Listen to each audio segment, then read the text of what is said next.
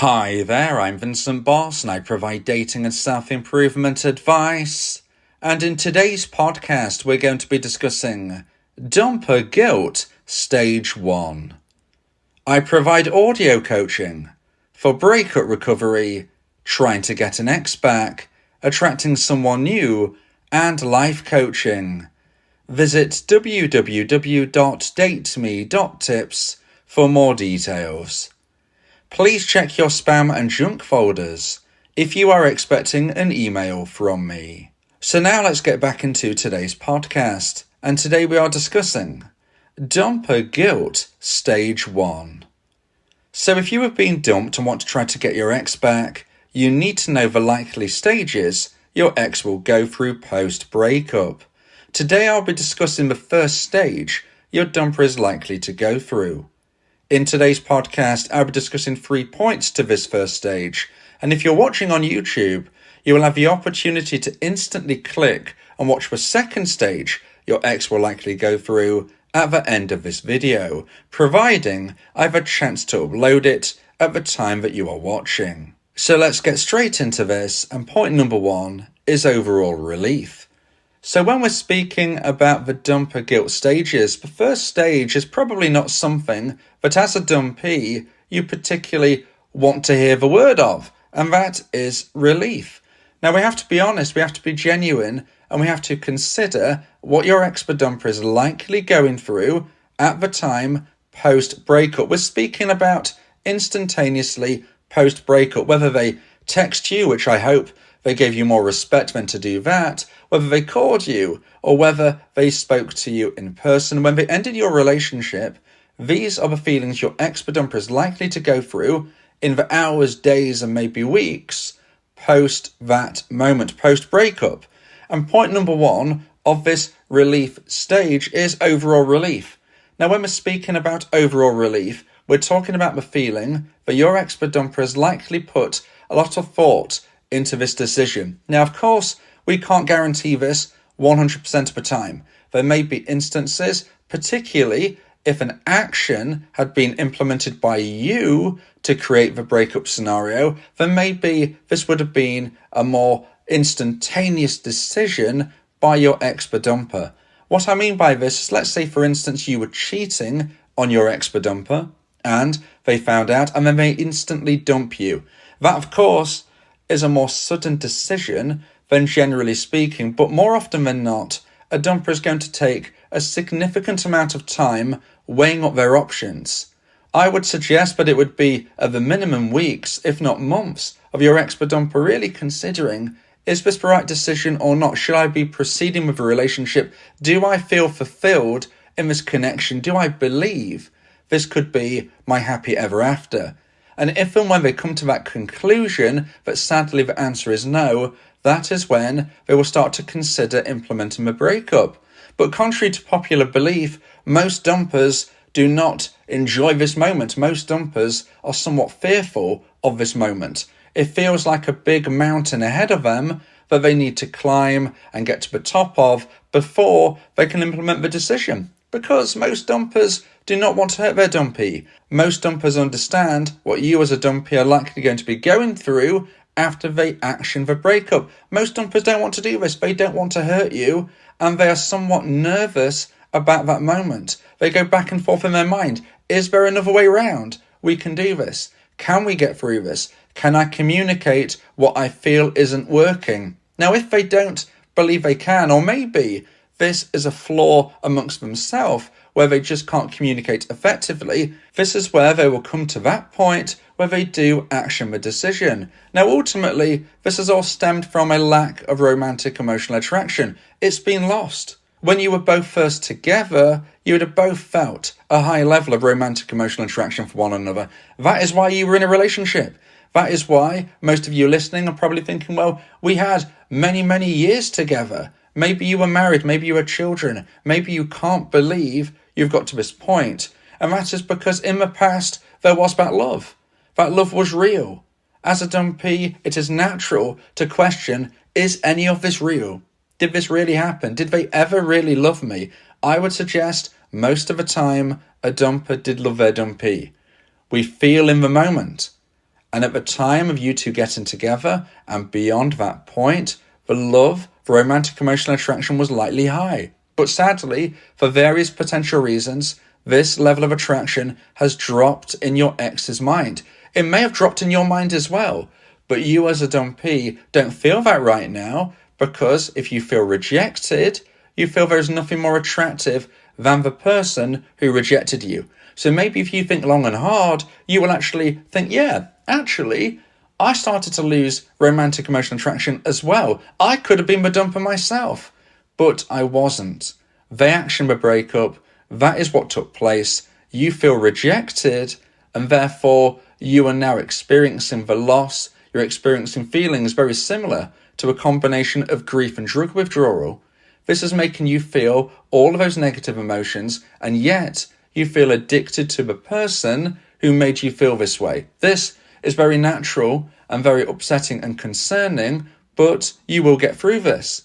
Now, when we consider the dumper stages, when we consider dumper stage 1 and the overall relief that your ex-dumper will be feeling at this time, this is because once they decided to action the breakup, they felt they had done the hardest part of this whole process.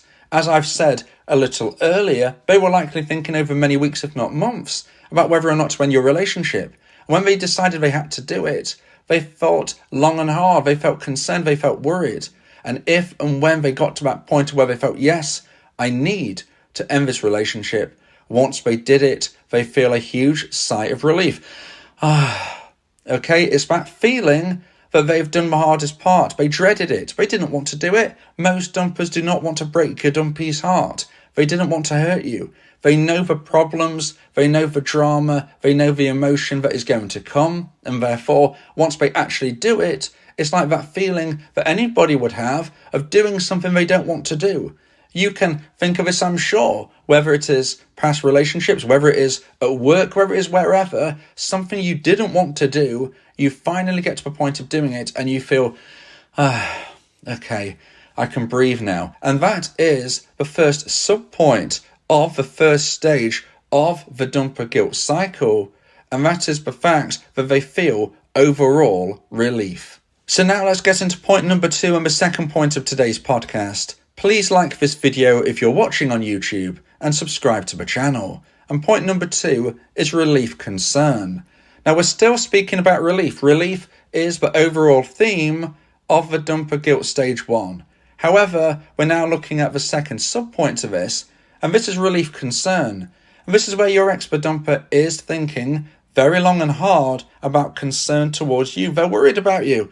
They're nervous about what's taken place. Yes, they feel overall relief. Yes, it's a big sigh of relief. That is over. I've done that. I've done what I had to do to try and live a life that I feel is going to be more fulfilling. However, then the concern to you starts to come. Most dumpers will feel that worry, that concern, and they don't know what to do. Some dumpers will actually reach out to their dumpee and ask how they're feeling. And a dumpee might think, well, how on earth do you think I'm feeling? Or maybe a dumper will reach out and say something which doesn't make any sense at all. Now, if this was in the future, we would be describing this as an indirect direct approach, whereas a dumper may have regrown romantic emotional attraction.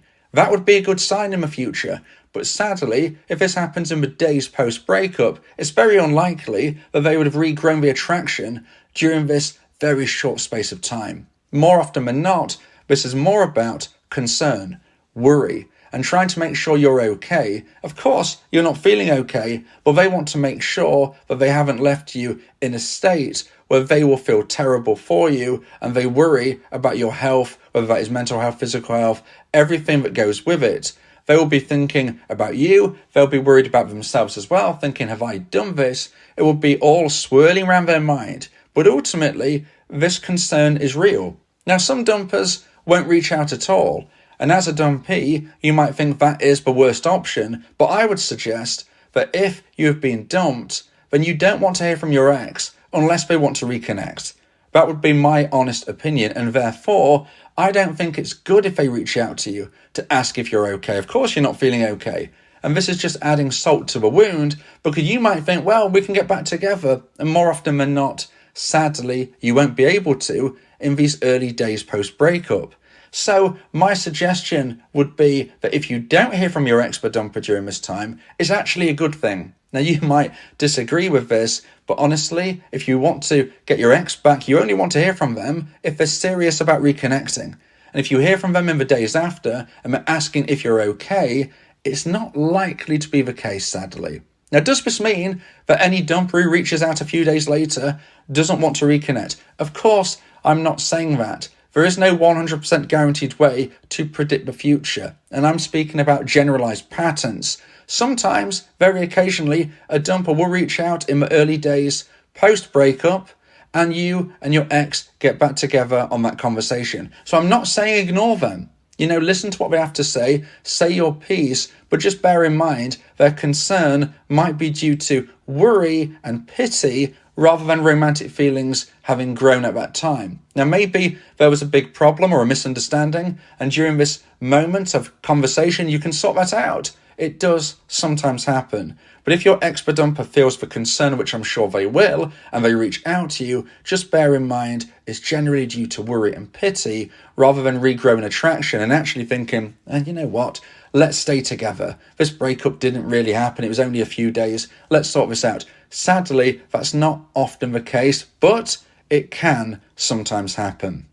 Now, if you would like advice and support about how to try and increase the chance of one day getting your ex back, then you may want to consider my audio coaching service, where me and you can speak one-on-one about your unique specific situation. Go to my website, www.dateme.tips, for more information about how I can become your coach and your teammate via my audio coaching service. So now let's get into point number 3 and the final point of today's podcast about dumper guilt stage 1. And point number 3 is relief mixed feelings. So again, the overall theme of today's podcast is relief. Your ex-dumper in stage 1 is going to be going through the relief stage. But this sub-point is relief mixed feelings, and this is a combination of excitement and concern for their own future. So let's break this down. This, firstly, is not going to be something you want to hear, dumpies, but I'm sure you can understand and predict that sadly your dumper is going to be feeling a level of excitement. A level of excitement because they believe at this time, and it could change, but at this time, they believe their future is better off outside of a relationship. We have to be real with this. If you think of it logically, they wouldn't have dumped you unless they did believe this at this time, and therefore there's going to be some excitement. Excitement of trying to move forward on a new path, whether this is making new connections or doing new things, whatever it is that they're feeling at that moment, there is a level of excitement, a level of thinking, I'm single. I can do as I please. I can do this, that, and the other. I can do the things that I didn't feel able to do within the relationship. And this, by and large, is something I refer to as the single honeymoon period.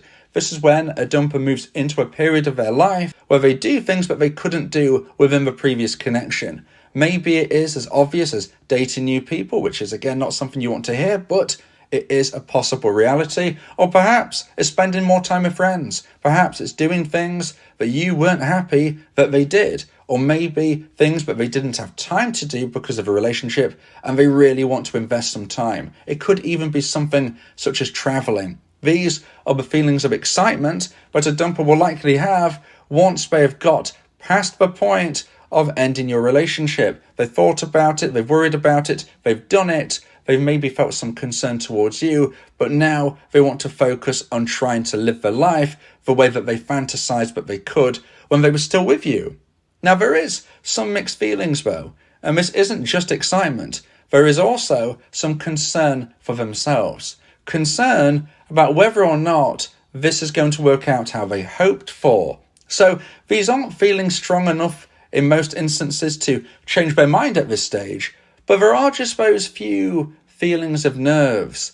I'm going out into the world on my own now. I did have somebody by my side who loved me. It wasn't perfect, but it was a relationship with a level of trust. I believed in that person. I know they loved me, and yet I don't know whether this is the right decision because I've decided to end all of that and go on my own path. Was that the right thing? I'm feeling a bit nervous. I'm alone now. I'm turning around and there's nobody there. There's nobody messaging me. if you as a dumpy listen to my version of a no contact rule, that is, there'll be nobody messaging your ex-dumper in that regard. You shouldn't be pushing them onto that pedestal and becoming their safety net. So a dumper can feel those early feelings of, I ended the relationship and surely I should have realised there would be nobody by my side or texting me. But it's still a little bit of a surprise and a shock to not have that goodnight text or to have somebody by my side. That's kind of strange and something that I should have known but didn't really think about. These feelings of concern for themselves blend and mix with the excitement to create the relief mixed feelings that I describe. So as we can see, generally speaking, an ex-dumper is going to be feeling relief in the dumper guilt stage 1. It's not something you want to hear, dumpies, but it is the overall theme. However, there is more to it. There's that overall relief, but then the feeling of concern for you as a dumpy. And yet there's still that excitement and still a little bit more worry for themselves as well, all blended together. Now, if I've already uploaded the Dumper Guilt Stage 2 video on YouTube, you will now see in the middle of the screen something you can click on to watch it straight away now. If it's not visible, then I haven't yet uploaded it. Please check back in a few days and it will likely be there.